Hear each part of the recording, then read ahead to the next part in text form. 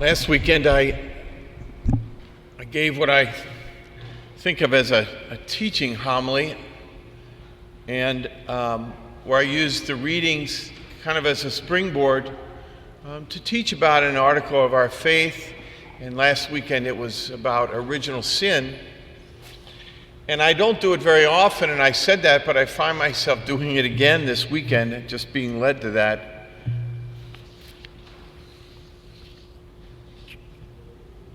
One of the cardinal virtues is justice.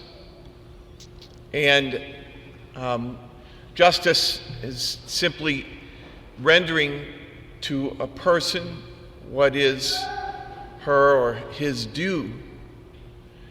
And the virtue of justice applies to God as well as to human beings. And the virtue of justice played out in relation to God becomes the virtue of religion. Religion, what the Catechism talks about religion as a virtue, it's a distinct moral virtue. So we're used to thinking of religion as, our faith or the set of beliefs or the practices that someone does, But the Church understands religion to be a moral virtue whose purpose is to render God the worship due him as the source of all being and the giver of all good things.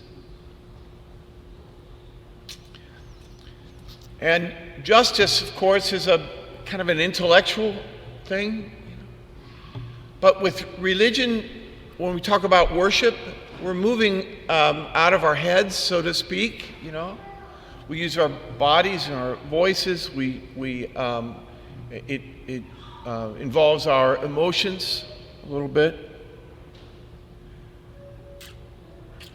And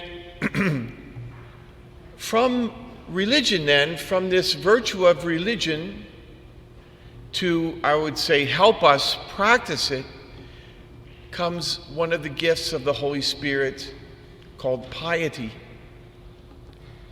And as you know, I like to test things out on people, and so I'll ask people, what does piety mean to you, or pious, or whatever.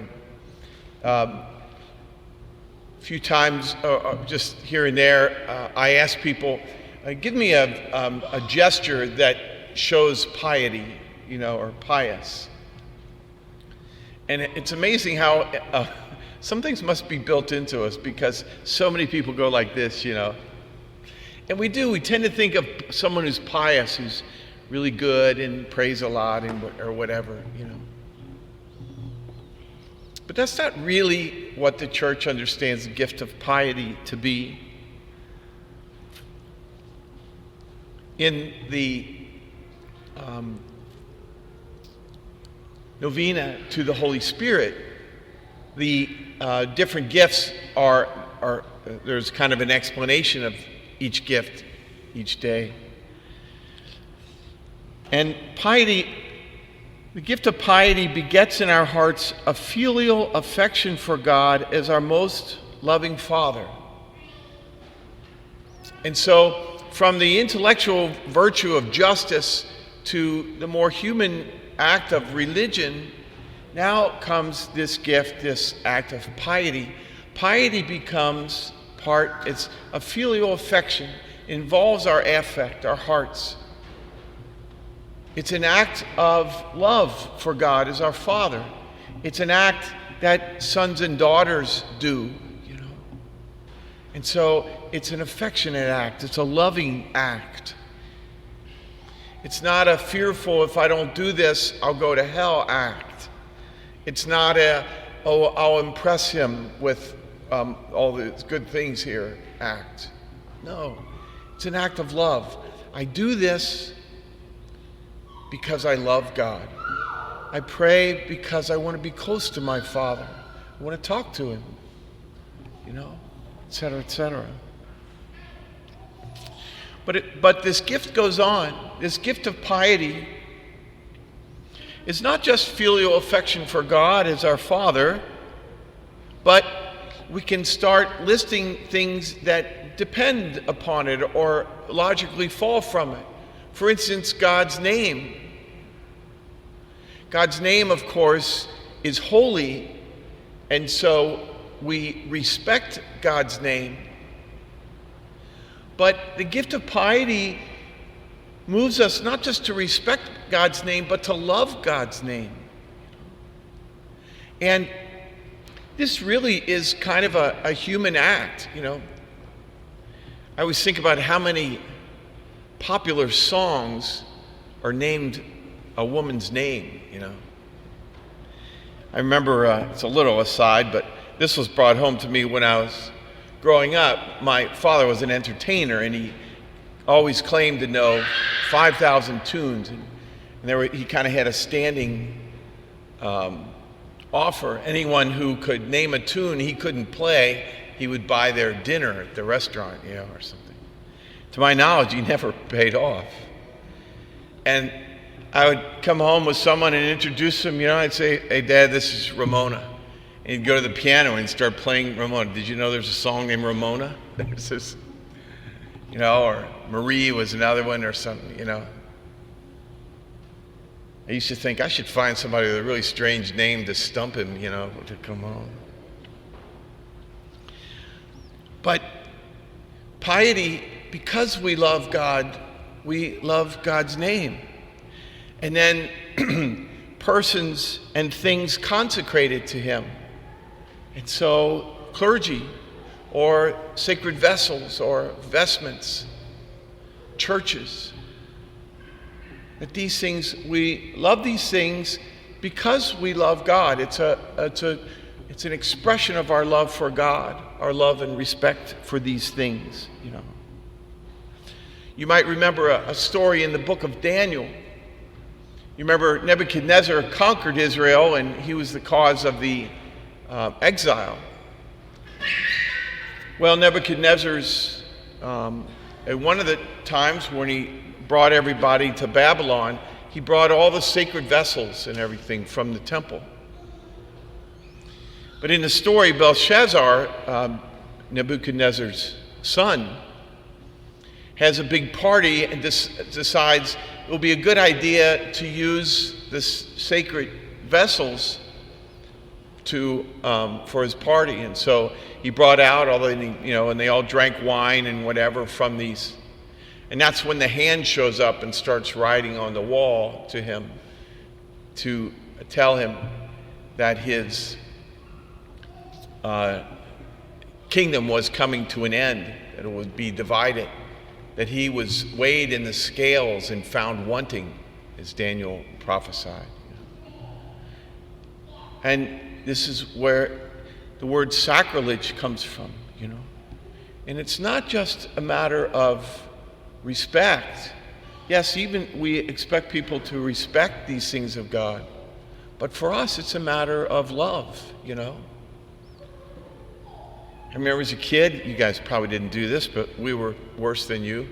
And one of the worst things you could do, I don't know why, I'm talking about grade school, like second, third grade, was make fun of somebody's name, But when you love someone, you don't do that. You honor it and hold it dear. And then the list goes down. Those who are vested with his authority, the Blessed Mother and the saints, the church and its visible head, parents and superiors, country and its rulers.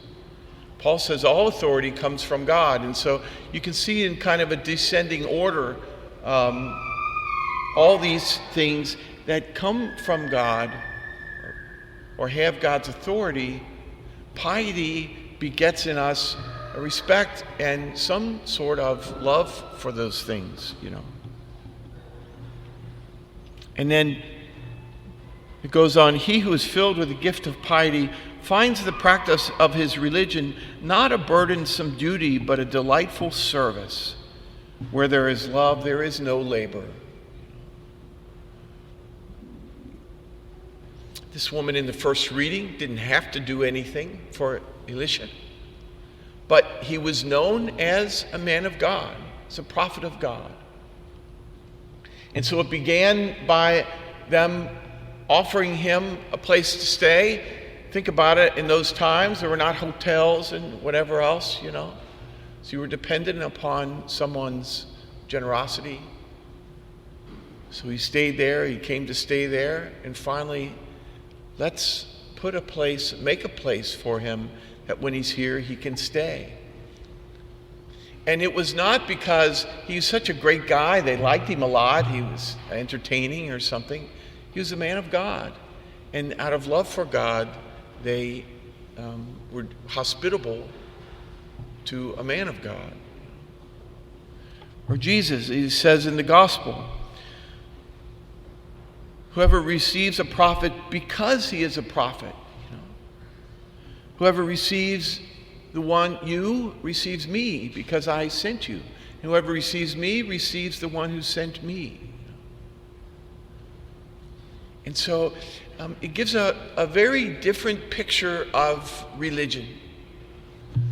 We're not quaking in our boots before the great and wonderful Oz, This is our Father who loves us, created us. And so if religion is one of fear and rules and impressing or somehow satisfying your God, you haven't yet got to the heart of religion. And the Holy Spirit gives us his gift of piety so that we can discover what religion really is. Religion is a love relationship with God. And it's because we love God, we love all the things of God.